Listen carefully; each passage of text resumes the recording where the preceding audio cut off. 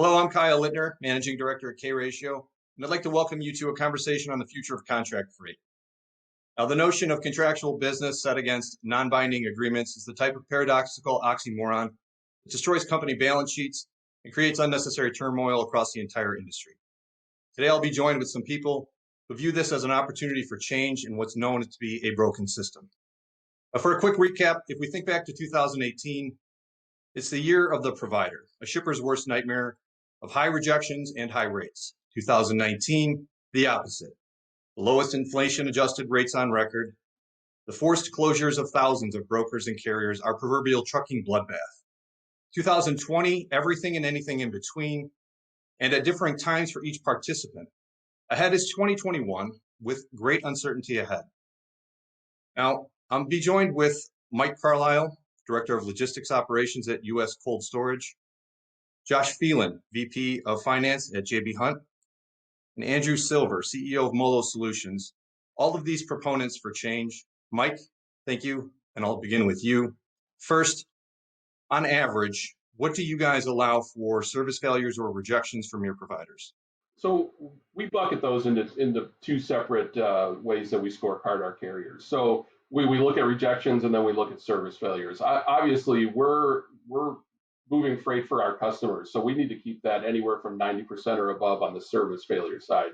On the rejection side, it's way more of, we're looking at about 80 to 90% bid compliance on primary freight that we've awarded to our carriers. We do an annual bid, and then that's how we give our carriers awarded freight. So we try to keep it between 80 and 90% as much as possible.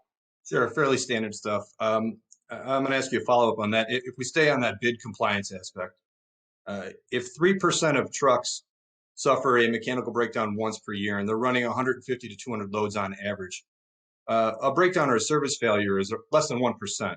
So why is it that you allow 10 to 20% bid compliance failure when the mechanicals or the reasons behind it aren't necessarily at that same amount? So, we understand the complexity of running a carrier, that it's not a perfect world. We have problems at our warehouses that are going to hold people up. We know that that's going to happen at consignees, and we know that's going to happen in other warehouses. So, if everything ran perfectly, I'd only have a department of 2 people that could run, the 80,000 loads that we run a year. We know that that's part of the business to be able to have flexibility and, use the rest of our route guide. Sure, and that's understandable. And I think where I'm going with this is, that presents the opportunity for the situation of tender rejections and this whole ecosystem of non-binding agreements. If it's allowed by the shipper, well, now we have that possible or potential abuse by the less than desirable actors in the space. And that immediately makes somebody question why use a broker? Why not just always go with a carrier if we do have that ability to cancel on this? And I'll get to that more in a second. But first, I want to hear from someone who has the offerings of a carrier and a broker. Josh, J.B. Hunt. At first, everyone thinks of that name, and immediately it's one of the world's largest carriers, a truck company, and we all know that. But what a lot of people don't realize is that somewhat under the radar, you guys are one of the largest brokerages out there, and you're very similar to what we all call "quote unquote" the digital type, except you guys don't run through investor capital; you actually make profits. My question to you is, why would a customer select J.B. Hunt's brokerage division instead of using its truckload? What is the advantage to the customer to go with J.B. Hunt brokerage? Yeah, thanks, Kyle. I think I'll answer that by backing up in history a little bit about when we started brokerage inside J.B. Hunt. As you mentioned, we're a large asset company with a network of containers, network trailers, network of dedicated deals for our customers. But we are absolutely customer focused. So I think we realized back in the early 2000s that while networks of assets create great efficiencies and great service levels for our customers, we couldn't always say yes. You can't say yes when you don't have enough equipment or if you don't have equipment in the right place. So we made the decision to start up brokerage inside an asset company, which was something unusual. I think it's also worth pointing out that we started brokerage to stand on its own. It wasn't there to support our assets. It was literally there to provide better and more service to our customer. And so we take the approach of, it's not really, is it brokerage or is it asset? What is the absolute best option for our customer, whether it's service level, whether it's price. So that's where the decision comes down to. Let's meet where the customers are at, and whatever service level and cost they're needing, we have a variety of options that we can provide. That's helpful. Now we'll move to just a pure play freight brokerage, no assets, but one with a very refreshing twist. Andrew, your company's mantra is 100% service, no fail. You honor your commitments, and I applaud you for that. It's very honorable. But my question is, how do you do that without putting your company at risk? When you win awards from your customers, you're now locking in a certain amount of revenue that is fixed, but the costs that are associated with that, and the overwhelming cost is truck capacity. That is a variable cost that you cannot control. How is it that you can move forward without the certainty of knowing what your expenses are going to be when your revenues, as they are associated with contract freight, are fixed? Frankly, I think it comes down to confidence in our people and the relationships that they can develop and the way that we can leverage data over time. So for us, the relationships we have with the carriers, with the JB Hunts of the world, the small guys, the mid-sized guys, everybody, it's just as important as the relationships we have with Mike at US Cold. So for us, if we make a commitment, we're not perfect. We're not 100% on time, right? Our MO is, we let the shippers dictate what the expectation should be, and then we only agree to it if we think we can adhere to it.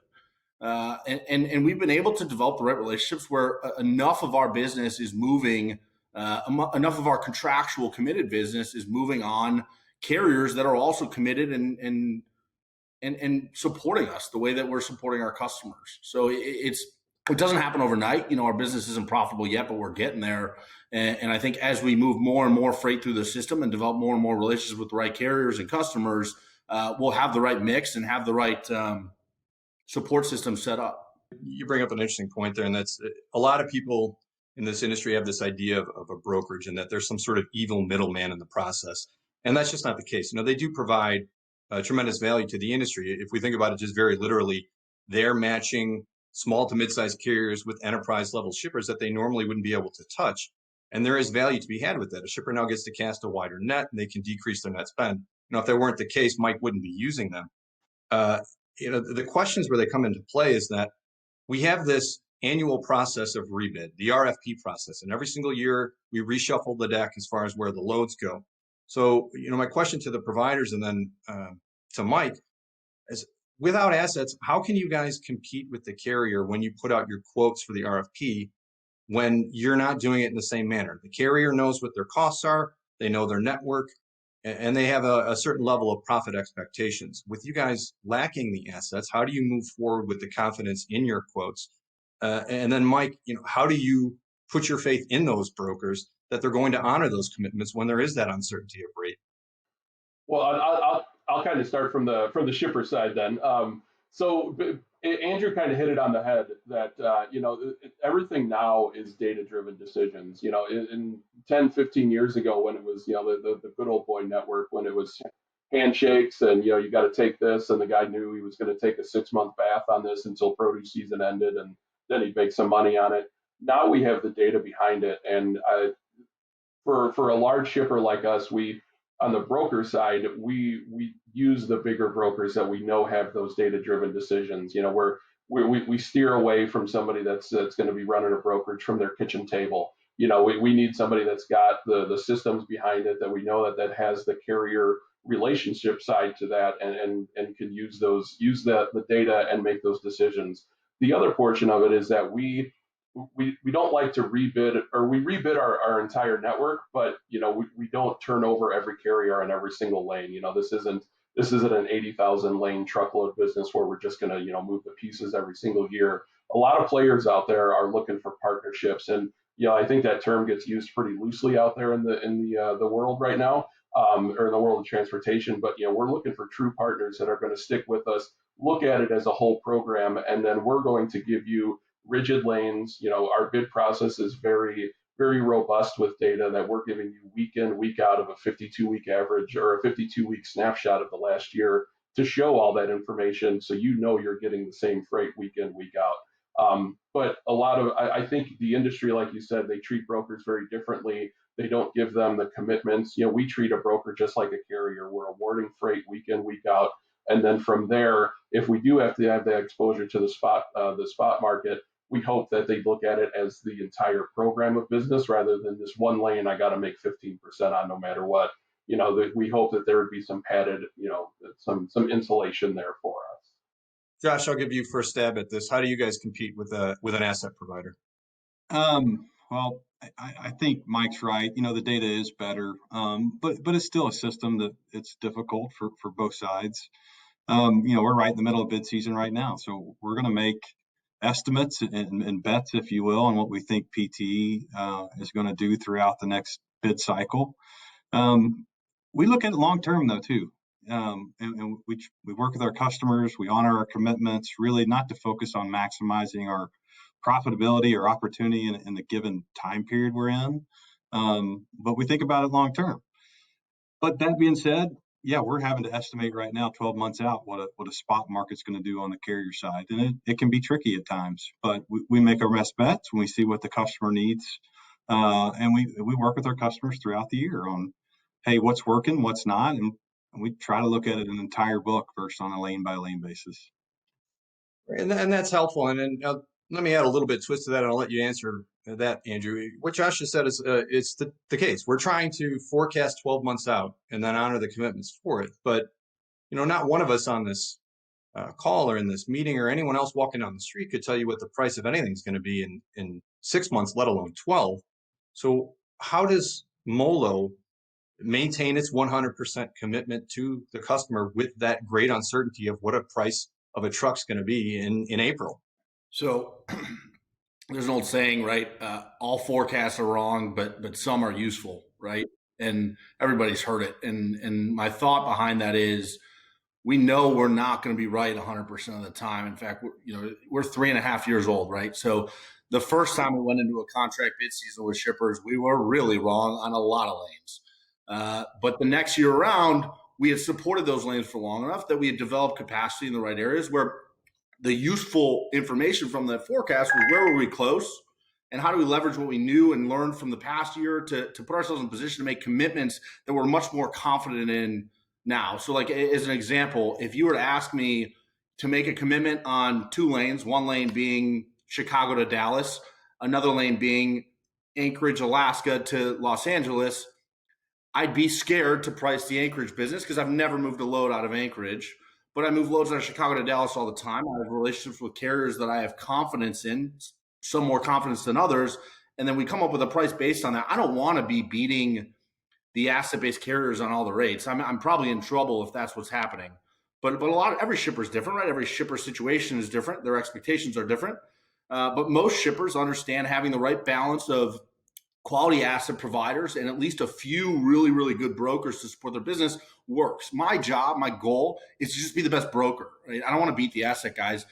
Every shipper, most shippers have a need for at least one broker. And I think if we continue to do what we're doing, we'll be in the conversation as the one broker that a lot of shippers want to work with. Right, and you bring up something very important there, and that's finding those right carriers. So if we just assume it for the sake of the exercise here that you're always willing to honor your commitments, same goes for you, Josh. With Mike, you have that shipper to broker relationship. The problem now moves from that relationship to the relationship with the carrier. And now you have to find carriers that will honor that as well. Given that they're not your assets and that it's a huge thousands and thousands and thousands of carriers out there, to expect those relationships to be maintained, I think is a little incorrect, to put it politely.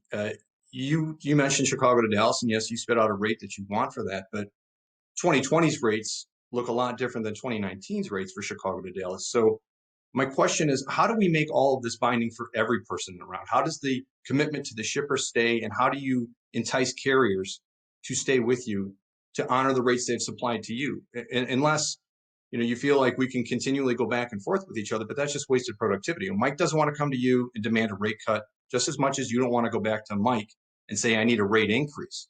How do we make this situation where the price supplied so that Mike can budget appropriately and not come in over budget is honored? I try to figure out who are my best shippers and how are they treating me. I want to be that for the carrier. I want to be looked at as a shipper. We're developing our own routing guides, and the carriers that service us best, they're getting the best opportunities from us, both on a contractual level and on a spot level, right? There are opportunities where the market's going to be very much in their favor. But what we've learned is there are also going to be times when the market is not in their favor. If I can provide them stability, treat them with respect, take care of them, they're getting better than what they're getting from 99% of the market out there, and they will stand by those commitments to us. And like I said, it's not there on 100% of the business, and I don't think we ever get there on 100% of the business, but we get there on enough. We get there on enough where I feel really good about what we're doing. Sure, and I get that with the shipper, but how do you maintain that same level of commitment from the carrier side? How do you get a network of carriers to honor their commitment to you that says, Andrew, I will run that Chicago to Dallas once a week for the next 6 months at the rate that you're telling me? I got to honor my commitments to them. I mean, we saw in April and May, the market tanked. I mean, I saw brokers posting loads for 50 cents a mile. It's asinine. We didn't do that to our providers that had committed to us. We stuck by them. We gave them the same rates they've been getting paid on them.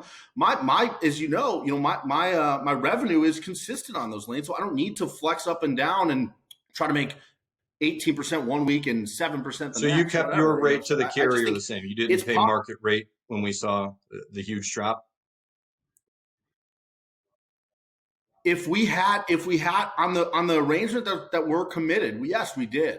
We had plenty of business that isn't committed yet, right? We're still a young company. It's at 3.5 years old, so it's not like 100% of our business. No, I just mean on the grid. We're close again. Keep this in the lane of your contract freight. Chicago to Dallas, we'll keep it the same example. Let's say you have a contract with Mike at a $2. For easy math, let's say you contracted to the carrier at $1.70. When the rates dropped to $1.40, did you kept paying $1.70 to that carrier to run that lane? 100%. If we had agreed to do that, if Josh and I made an agreement and JB Hunt says we're going to run Chicago to Dallas for you at $1.70, and he's running it for me at $1.70, I'm not pulling that business from him. No Josh, chance. You guys run it the same way? Do that. We call them dedicated carriers or routing guide carriers. But yeah, if we have carriers that are committed, dedicated to us, we didn't change the rate on the routing guide on the committed business. And it's about carrier experience. How do you keep carriers? I think your question was committed to you. Right. It's providing them.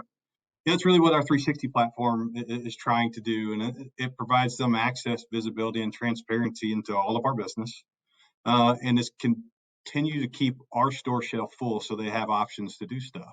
So we're trying to help them not only pay the right rates, but save them time and money and run their business more efficiently. But yeah, for dedicated carriers or routing guide carriers, we continue to honor the commitments just like customers do for us on the rate side.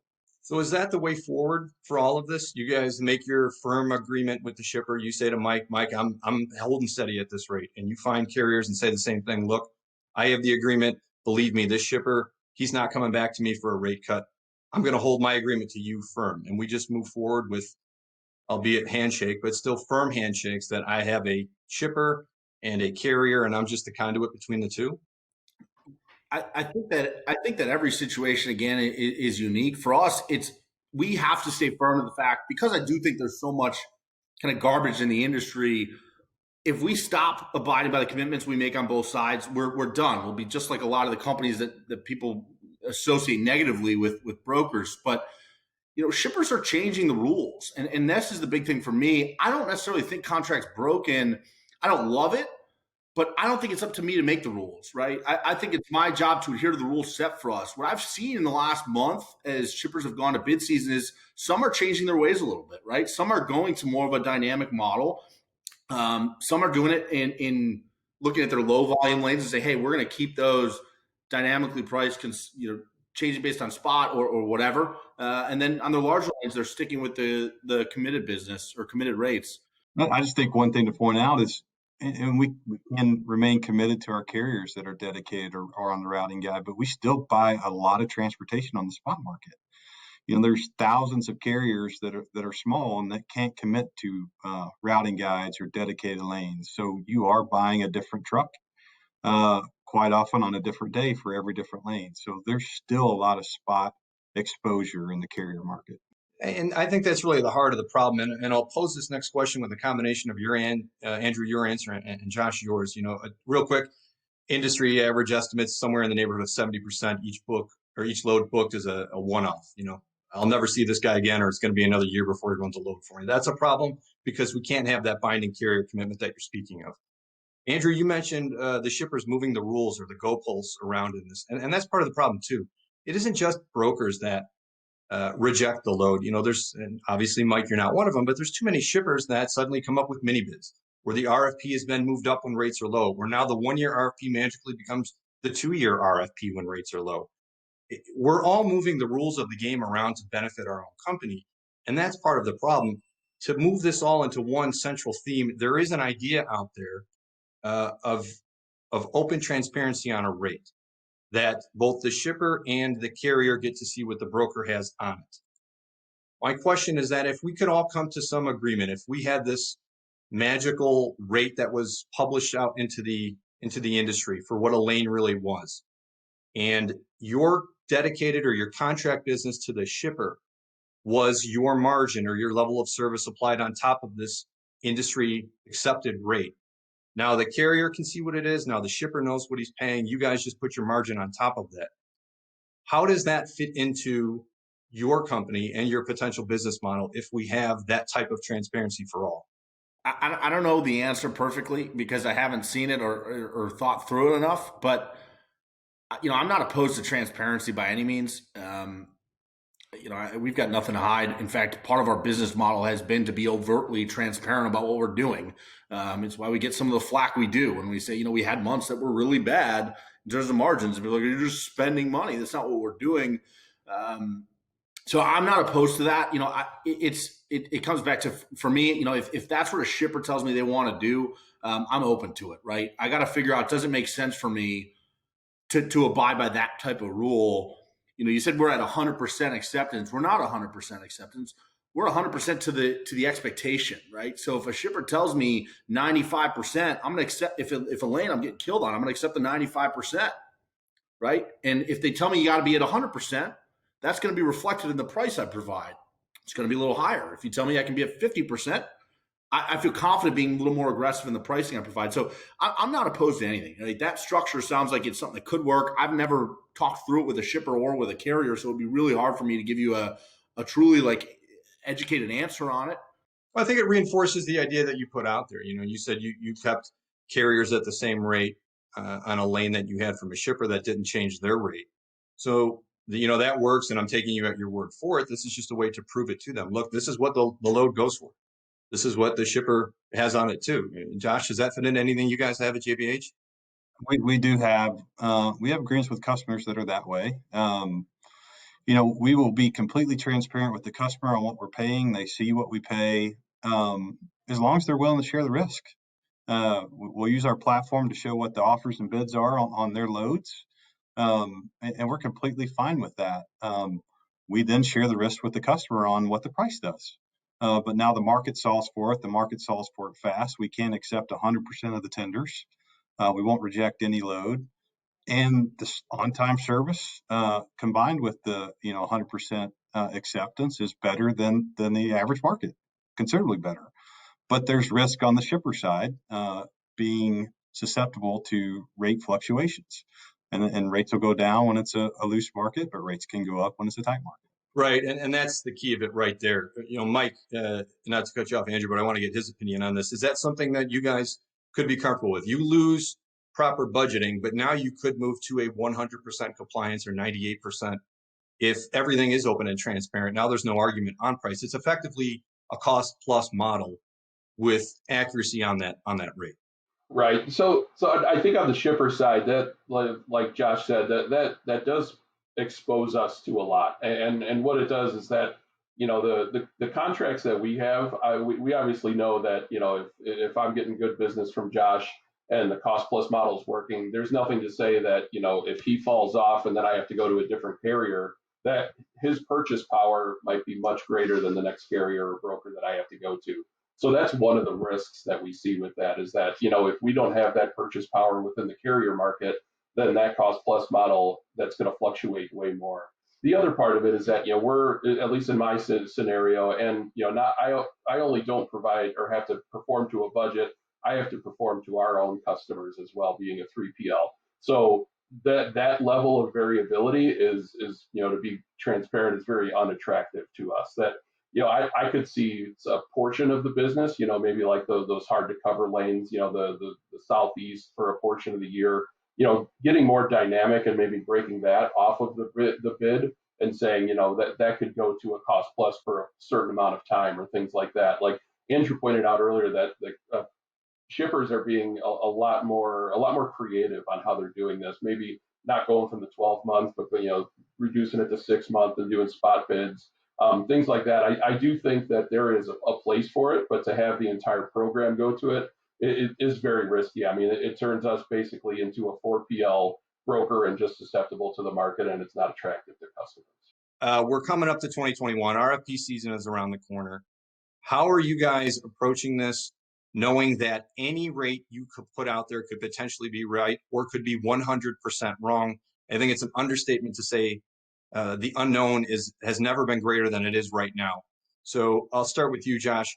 What are you guys doing to come with some sort of plan for 2021 and how you want to move forward with your contract pricing? Well, our plan's to grow. I mean, that's our plan every year, is to grow. So we're approaching this bid season. And again, like we talked about earlier, taking our best guess based on the data. And we take an educated approach of what we think the transportation market's going to look like for the next bid cycle. And every bid's different because the date of it's different of when it starts and when they actually kick off the bid. But we're going to work with our customers. And in the end, we're solving for growth on a profitable basis. And we're going to keep fine-tuning what we think is going to happen over the next year as we get feedback from our bids. Yeah, I mean, growth is the name of the game for us. We've got a lot of really good opportunities right now to continue to do that. I think as we look at bids, we're it's not around the corner. We're in bid season here, and a lot of our larger shippers are going through it right now.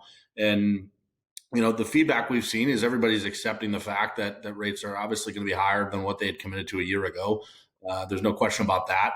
But for us, as we're pricing, we're trying to commit ourselves in the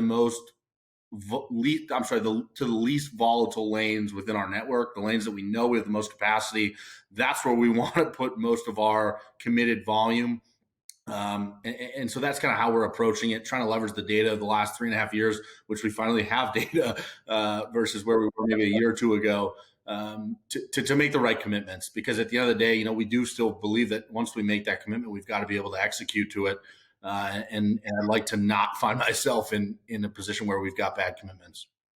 So we're where we're always looking at the data again. I think I've heard data about 500 times in this conversation, but we're looking at the trends in all the data. We've got a good idea of percentage wise how high that's gone since the last year, and really we're keeping our commitments to our carriers too. We're still making sure that we're not bailing. We do understand that the market's fluctuated, and there's been a lot that has been repriced through our current bid cycle. So same thing, we treat our carriers well, and that seems to have happened, in return, very much so. And I think that last thing you bring up is probably the key, and the one takeaway from this. If we all work together to navigate this troublesome industry and the way that it's set up, I think we all come out better in the end, because when none of us work together, we get into the situations that we're all in today. Absolutely. There's no place to just bury your head in the sand and not acknowledge the pandemic. And we all see the stuff that FreightWaves puts out, and the graphs and the where prices have gone and rejections have gone. That there's no denying it. So at this point, we all have to just figure out how to navigate it. It's a good point. We'll end on that. Josh Phelan, Andrew Silver, Mike Carlisle. Again, thank you all for joining me.